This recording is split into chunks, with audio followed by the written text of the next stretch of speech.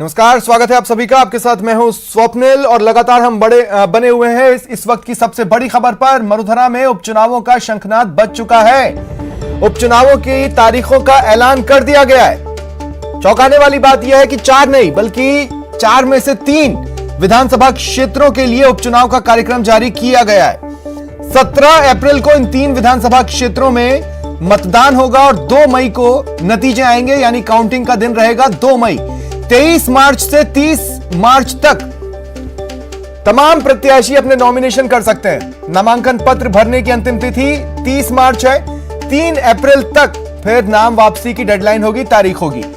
सहाड़ा, राजसमंद और सुजानगढ़ के लिए उपचुनावों का कार्यक्रम जारी हुआ है। सहाड़ा, राजसमंद और सुजानगढ़ विधानसभा सीटों पर 17 अप्रैल को मतदान होगा, वोटिंग होगी। फिलहाल वल्लभनगर सीट की तारीखें तय नहीं की गई हैं, उसकी डेट्स जारी नहीं की गई है।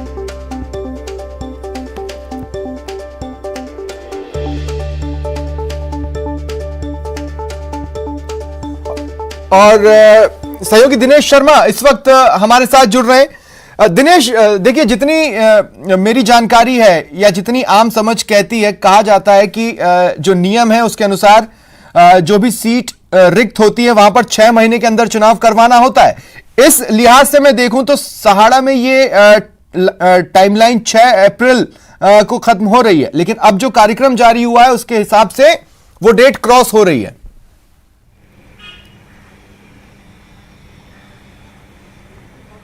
बिल्कुल सही कहा स्वप्निल आपने। जो प्रावधान है उसकी तो पालना इस कार्यक्रम के जरिए नहीं हो पाएगी, क्योंकि जिस तरह का कार्यक्रम आया है वो 17 अप्रैल को तो चुनाव होने हैं और उसके बाद 2 मई को जिस तरीके से काउंटिंग का कार्यक्रम निर्धारित किया गया है, तो 6 अप्रैल को ये डेडलाइन जो है समाप्त हो रही थी। तो इसको लेकर भी कांग्रेस कहीं ना कहीं सवाल जो है वो उठाएगी, क्योंकि जिस तरह का कार्यक्रम घोषित किया गया है, केवल 3 सीटों पर चुनाव की घोषणा अभी तक की गई है निर्वाचन आयोग के द्वारा, तो इसे लेकर भी कहीं ना कहीं कांग्रेस को जो है सवाल उठाने का मौका मिलेगा। पहले जब 5 राज्यों के चुनाव डिक्लेयर हुए थे, उसके 7 उपचुनाव की तिथि घोषित नहीं की थी निर्वाचन आयोग ने, उसे लेकर भी कांग्रेस ने सवाल खड़े किए थे और ये कहा था कि शायद भाजपा का फेवर करने के लिए इस तरह का कार्यक्रम जो है वो राज्य निर्वाचन आयोग द्वारा जो है वो तय किया जा रहा है। तो कांग्रेस को जो है वो सवाल उठाने का मौका इसके जरिए मिलेगा। प्रावधान यही है कि 6 महीने में जो है वो चुनाव करवाए जाने चाहिए अगर कोई सीट रिक्त होती है तो। कैलाश त्रिवेदी जो सहाड़ा से विधायक है, उनका निधन जो है वो 5 अक्टूबर के आसपास हुआ था और तब ये सीट रिक्त हुई थी, तो उस अनुसार जो है वो 5-6 अप्रैल से पहले ये चुनाव संपन्न होने चाहिए थे, लेकिन प्रावधान की पालना इसमें नहीं हो रही। लेकिन बहरहाल अब जो है वो बिसात बिछ चुकी है और रण की तैयारी है। और कांग्रेस के लिहाज से अगर बात की जाए स्वप्निल, तो कांग्रेस की पूरी तैयारी है इन चुनावों को लेकर, क्योंकि कांग्रेस ये मान के चल रही थी कि कभी भी अनायास जो है इन चुनावों की घोषणा हो सकती है। और कांग्रेस तो इस लिहाज से तैयारी में थे कि 5 राज्यों के जब चुनावों की घोषणा होगी उसी समय उपचुनाव की घोषणा भी होगी, तो तैयारी के लिए कांग्रेस को काफ़ी अच्छा वक्त मिला है और कांग्रेस जो है वो पूरी जो है वो तैयारी के साथ ही मैं रोक रहा हूं आपको दिनेश, आगे आपके पास आता हूं। कांग्रेस नेता सीताराम अग्रवाल जी इस वक्त मेरे साथ फोन लाइन पर हैं। सीताराम जी, स्वागत है न्यूज़ 18 राजस्थान पर। उपचुनावों का कार्यक्रम जारी हो गया, तैयार है पार्टी?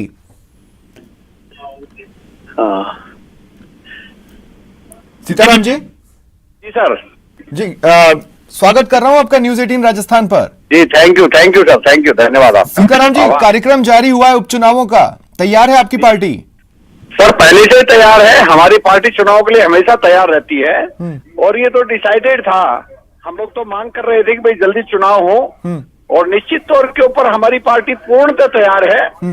हम लोगों ने वहां पे प्रभारी लगा रखे हैं और वहां पे हम लोगों ने जो ये विकास के कार्य किए हैं, निश्चित तौर के ऊपर हमें हमारे काम पे राज्य सरकार को, माननीय मुख्यमंत्री जी को, हमारे प्रदेश अध्यक्ष जी को 100% विश्वास है कि जो हमने जन कल्याण के कार्य किए हैं या कोविड के अंदर जो कार्य किए हैं, तो उसके अंदर हम ये सारी सीटें आज हालांकि 3 ही डिक्लेयर की है अभी जो आपकी टीवी में आ रहा है सामने। हाँ। तो निश्चित तौर के ऊपर हम तीनों सीटें जीतेंगे। क्या आपको ये बात चौंकाती है सीताराम जी कि देखिए, अब जैसे सहाड़ा में था, कहा जाता है कि अगर कोई सीट रिक्त होती है तो 6 महीने के भीतर चुनाव करवाए जाएं, और वो 6 महीने की जो डेडलाइन है वो 6 अप्रैल को पूरी हो रही है, वोटिंग उसके बाद होना है। इसका मतलब है कि सहाड़ा पे वो 6 महीने के भीतर चुनाव वाला प्रावधान लागू नहीं हो पाया। क्या ये बात चौंकाती है आपको? चौंकाने वाली बात है। हमने तो कल डिमांड भी की थी कि भाई 6 अप्रैल को ये 6 महीने पूरे हो रहे हैं और ये सारी जो सरकार का दबाव है, केंद्र सरकार का, उसके कारण से डिले हुआ। निश्चित तौर के ऊपर बाद में खंडन भी आया कि भाई ये इसलिए नहीं कराए गए कि बाद में एक साथ डिक्लेयर होंगे, निश्चित तौर के ऊपर उस पर। लेकिन हम तो ये चौंकाने वाली बात है, आज भी 3 ही सीट डिक्लेयर हुई है, जबकि 4 सीटें डिक्लेयर होने में कोई प्रॉब्लम नहीं थी। और ये मान के चलिए कि आज ये लोग डरे हुए हैं, इसीलिए सब इतनी लेट कर रहे हैं, देर कर रहे हैं। आपस के अंदर ये भारतीय जनता पार्टी में जो इतना जबरदस्त विरोध है, आप लड़ रहे हैं पूरे।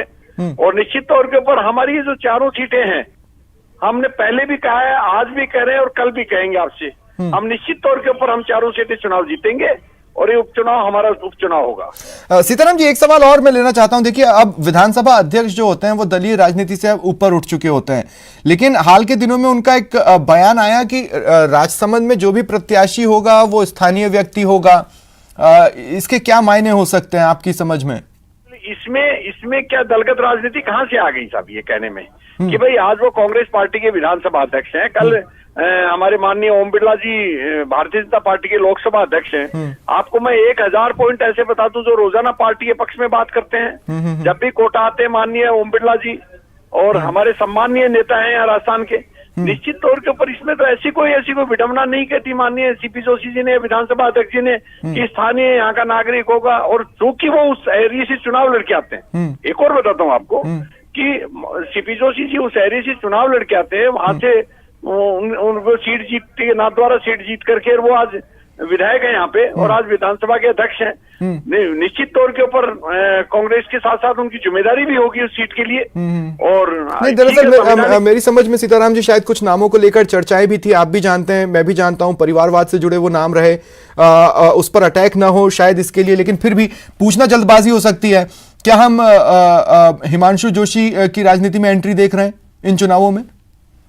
उस पे तो माननीय सीपी जोशी ने फर्स्ट डे खंडन कर दिया था आप ही की बातों के ऊपर लेकर के कि भाई स्थानीय चुनाव होगा, लोग ऐसे कयास न लगाएं। और अननेसेसरी ये जो विरोधी पार्टी वाले हैं ना, ये इस चीज के कयास लगाते रहते हैं कि फलाना का नाम लेंगे तो थोड़ा सा कहीं मसाला आ जाएगा, लेकिन ऐसी कोई बात नहीं है। निश्चित तौर के ऊपर कार्यकर्ता को टिकट दी जाएंगी, कार्यकर्ता चुनाव जीतेगा। राजसमंद पर विशेष फोकस जरूर रहा लेकिन सरकार का हाल के दिनों में, मतलब नाथ द्वारा के साथ उस जगह के आसपास काफी सारी घोषणाएं देखी हमने, मंत्रियों का संवाद कार्यक्रम भी वहां पर देखा। उतना सहाड़ा में या फिर सुजानगढ़ में उतना नहीं नजर आया। कुछ खास तो वजह होगी राजसमंद पे इतने फोकस की? बिल्कुल निश्चित खास है कि 3 सीटें ऑलरेडी हमारी कांग्रेस की थी, 1 सीटें बीजेपी से हमको छीननी है। निश्चित हमें मेहनत ज्यादा करनी पड़ेगी वहां पे। भाई ये डिसाइडेड है कि 3 सीटें हम कांग्रेस के जो हमारे स्वर्गीय विधायक गए हैं वो कांग्रेस से थे, कांग्रेस के विधायक थे वहां से।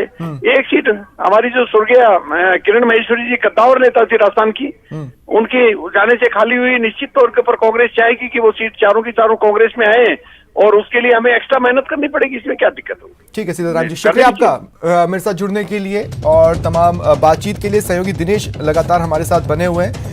दिनेश, अब देखिए विशेष तौर पर कुछ खास और स्पेसिफिक इन विधानसभा सीटों पर फोकस्ड घोषणाएं तो सरकार नहीं कर सकती। हालांकि उपचुनावों में जो भी दल सत्ता में होता है उसके पास अनटिल एंड अनलेस की बहुत ज्यादा एंटी इनकम्बेंसी ना हो, फ्रंट फुट पे खेलने का पूरा मौका होता है।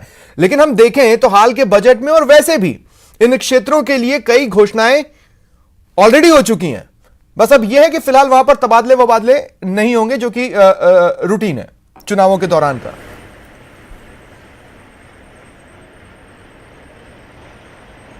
बिल्कुल स्वप्निल, देखिए कांग्रेस इन उपचुनाव को लेकर पहले ही से ही फोकस्ड थी और जो 4 विधानसभा क्षेत्र है इनके लिए कुछ विशेष घोषणाएं भी सरकार की ओर से की गई लगातार, क्योंकि बजट से पहले बजट में तो विशेष प्रावधान किए इन क्षेत्रों के लिए, इसके साथ ही बजट से पहले भी कई महत्वपूर्ण घोषणाएं इन क्षेत्रों के लिए मुख्यमंत्री ने की। इसके साथ ही कुछ विकास कार्यों के लोकार्पण शिलान्यास कार्यक्रम भी जो है पहले ही किए जा चुके हैं, क्योंकि अंदेशा यही था कि कभी भी जो है उपचुनाव की तिथि आ सकती है। उससे पहले जो है वहाँ पर बड़ी राशि के जो है विकास के जो लोकार्पण कार्य हैं, शिलान्यास कार्य है, उनका खुद सीएम ने जो है वो वहाँ पर शिलान्यास और लोकार्पण किया। तो कांग्रेस जो है इन सीटों को जीतने के लिए फोकस्ड है और जिस तरीके की रणनीति है कांग्रेस की वो यही कि हर हाल में किसी भी तरीके से ये चारों सीटें कांग्रेस के खाते में आनी मतलब चाहिए। 3 तो लाना ही है, लेकिन एक अगर और आ जाए तो कांग्रेस काफी अपर हैंड ले लेगी, कम से कम एक लंबे वक्फे के लिए बीजेपी पर।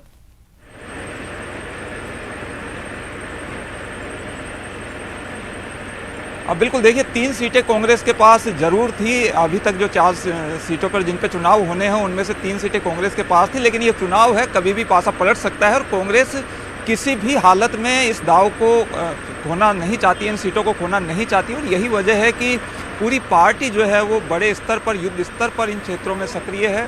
पार्टी के जो फ्रंटल ऑर्गेनाइजेशंस हैं वो उनको जिम्मेदारियां दे दी गई है, बाकायदा वो क्षेत्रों में जाके प्रचार प्रसार में जुट भी गए हैं, सरकार के जो कामकाज हैं उन्हें आमजन तक पहुंचा रहे हैं। इसके साथ ही खुद मुख्यमंत्री लगातार जो है जो क्षेत्रों से डेलीगेशन आ रहे हैं इन चारों क्षेत्रों से, उनके साथ लगातार संपर्क बनाए हुए हैं, उन्हें मंत्र दे रहे हैं कि हमें एकजुट होकर ये चुनाव जीतना है। हालांकि टिकट बंटने के बाद में कितना एकजुट रह पाते हैं ये देखने वाली बात होगी। टिकट भी अब जल्दी ही डिक्लेयर होंगे क्योंकि पैनल लगभग तैयार है इन चारों सीटों पर अगर बात की जाए तो, और 3 सीटों पर जिन पर पहले चुनाव होने वाले हैं उन पर अगर बात की जाए तो सुजानगढ़ को लेकर तस्वीर अभी तक जितनी कवायदें हुई हैं उसके हिसाब से अब दोनों ही दलों को अगर कुछ तय करना है तो वो ये तय करना है कि किसी एक को टिकट देने से दूसरे की नाराजगी को कैसे दूर किया जाए। अब दोनों दलों की रणनीति इस बात पर फोकस होगी। नाम तो लगभग तय कर लिए गए, लेकिन एक खास बात और भी है, जिस तरह से गुटबाजी या धड़ेबाजी दोनों ही दल भले ही कितना ही नकारें देखने को मिली है, वह ही जिताऊ प्रत्याशी के चयन में सबसे बड़ा रोड़ा है।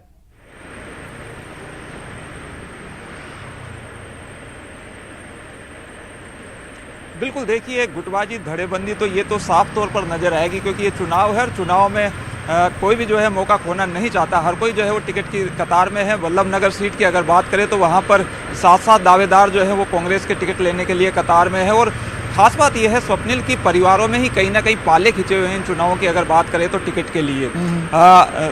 जो सहाड़ा सीट है वहाँ पर जो है वो दिवंगत जो कैलाश त्रिवेदी हैं उनके भाई और बेटे के बीच जो है वो टिकट की दौड़ है, दोनों में जो है पाले खिंचे हुए हैं। इसके साथ ही सुजानगढ़ की अगर बात की जाए तो सुजानगढ़ में मनोज मेघवाल जो है मास्टर भंवरलाल के बेटे, उनकी जो है पुरजोर संभावना जताई जा रही है कि उनको जो है टिकट दिया जाएगा। लेकिन एक जो धड़ा है कांग्रेस का वही जो है मनोज मेघवाल की मां का नाम भी टिकट के लिए उछाल रहा है, तो पाले जो है वो कहीं ना कहीं खिंचे हुए नजर आ रहे हैं और टिकट की दौड़ है। टिकट के बाद में कितने लोग संतुष्ट रह पाते हैं, क्योंकि अभी तक तो सब लोग आश्वासन दे रहे हैं। सीएमआर में जिस तरह की मीटिंग्स रोज हो रही है उसमें लोग यही टिकट की मांग तो रख ही रहे हैं, साथ ही ये आश्वासन भी दे रहे हैं कि जब टिकट डिक्लेयर हो जाएगा उसके बाद सभी जो है एकजुट होकर एक साथ लड़कर जिसे भी टिकट दिया जाएगा उसके समर्थन में जो है वो वोट मांगेंगे। लेकिन ये बातें कितनी कायम रह पाती है ये जो है वो देखने मैं वाली कुछ बात पलों के लिए आपको रोक रहा हूँ। सुरेश चौधरी जी कांग्रेस नेता है, मेरे साथ फोन लाइन पर जुड़े हैं। सुरेश जी, जिस तरह का कार्यक्रम जारी हुआ है उस पर आपका पहला रिएक्शन क्या होगा? देखो, पहले तो मैं ये बताना चाहूंगा कि चुनाव आयोग हमारे राजस्थान में हम ये कहेंगे कि जो अल्प आयु में चले गए, दुर्घटना हुई, 4 हमारे विधायक इस दुनिया से नहीं रहे, इसलिए चुनाव हो रहे हैं। लेकिन जहां 4 चुनाव होने थे और आज चुनाव आयोग ने 3 ही चुनाव डिक्लेयर किए हैं, क्योंकि ये इसकी कोई बात नहीं है, हमारी पार्टी की पूरी तैयारी है और हम ये जो 3 चुनाव डिक्लेयर हैं ये तीनों भी जीतेंगे, चौथा डिक्लेयर करेंगे वो चौथा भी जीतेंगे। और हम अपने जर्नलिज्म में मैंने ऐसे देखा नहीं कि किसी सीट के खाली होने के बाद 6 महीने के भीतर वहां पर चुनाव न करवाए गए हों। सहाड़ा में ये डेडलाइन क्रॉस हो रही है सुरेश जी। नहीं, बिल्कुल ये बात मैं यही कहने वाला था कि चुनाव आयोग पे वैसे प्रश्न नहीं उठाना चाहिए, लेकिन जहां आज तक का आप बिल्कुल ठीक बोल रहे हैं कि चुनाव का इतिहास रहा है कि जिसको 6 महीने के अंदर उस विधानसभा में वहां का चुनाव होके और दूसरा सदस्य इलेक्ट होके वो सदस्यता विधानसभा में ले लेता है, शपथ ले लेता है, और आज सहाड़ा में उल्टा हो रहा है। तो ये तो सरासर मैं कह रहा हूं कि चुनाव आयोग पे बीजेपी के अधीन कर रखा है बीजेपी की, भारतीय जनता पार्टी की जो केंद्र में सरकार है उसकी साफ साफ बदमाशी है। और चुनाव आयोग को एक स्वतंत्र संस्था को अपना अंकुश, अपना आधिपत्य जमा के, और वो सारी चीजें वो महज इसलिए कर रही है क्योंकि ये सीटें हम जीतेंगे, इसलिए 5 राज्यों के चुनाव हो रहे हैं। वो 5 राज्यों में ये हम चारों उपचुनाव जीत रहे हैं, इसलिए वहां का माहौल खराब नहीं हो जाए, उसमें बीजेपी को लॉस नहीं हो जाए, इसलिए केवल ये जो डेटे हैं ये दी गई है। तो ये जो एक इसको देखने का एक दूसरा नजरिया भी हो सकता है सुरेश जी, जैसे एक सीट के लिए ये समय मिलेगा कि 3 के हिसाब से एक बार फिर अपनी रणनीति पर गौर किया जा सके, हो सकता है कुछ कमी बेशी छूट गई हो। नहीं, आप स्वप्न जी, मैं आपको बताऊं कि जहां 4 उपचुनाव होने हैं, एक ही स्टेट में होने हैं, अब इस एक चुनाव 3 चुनाव ये 17 को करा रहे हैं, एक चुनाव कब कराएंगे डेट नहीं आ रही, तो ये चारों चुनाव 17 को हो जाते तो क्या प्रॉब्लम थी। सही बात है। ठीक है, शुक्रिया सुरेश जी मेरे साथ जुड़ने के लिए और अपनी बात रखने के लिए। कांग्रेस नेता अर्चना शर्मा जी भी मेरे साथ फोन लाइन पर हैं। अर्चना जी, स्वागत है आपका न्यूज 18 राजस्थान पर। पहला रिएक्शन सुन पा रही हैं आप मुझे?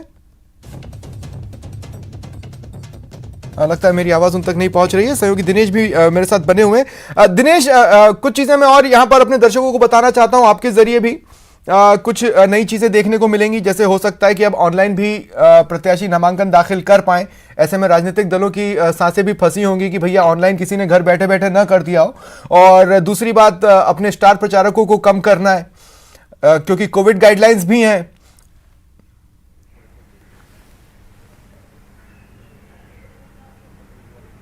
बिल्कुल, देखिए ये हो तो सकता है क्योंकि कोविड काल है और नए नए नवाचार इस कोविड काल में देखने को मिल रहे हैं। ये भी संभावना हो सकती है कि ऑनलाइन जो है नामांकन भरवाए जाए। और जहां तक आपने बात की स्टार प्रचारकों की, तो वो संख्या पहले ही कम की जा चुकी है। पिछले चुनाव में हमने देखा कि स्टार प्रचारकों की सूची 40 की जो हुआ करती थी, अब वो 30 पर जो है वो उसे रोक दिया गया है। तो 30 अधिकतम जो है स्टार प्रचारक हो सकते हैं।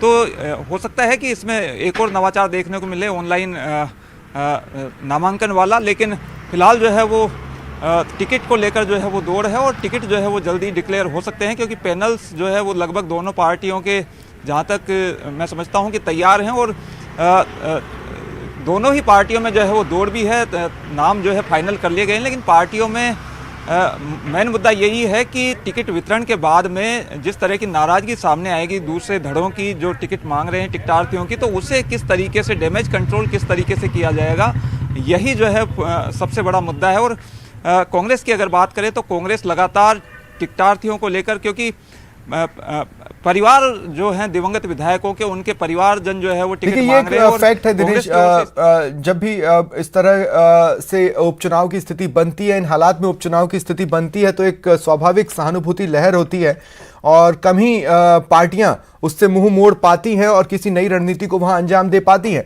ऐसे में देखना होगा कि क्या वो स्वाभाविक सहानुभूति लहर का मोह प्रत्याशी चयन में आगे रहता है या फिर किसी और तरह के पॉलिटिकल गेम की ओर कोई राजनीतिक दल कदम उठाने की सोचता है।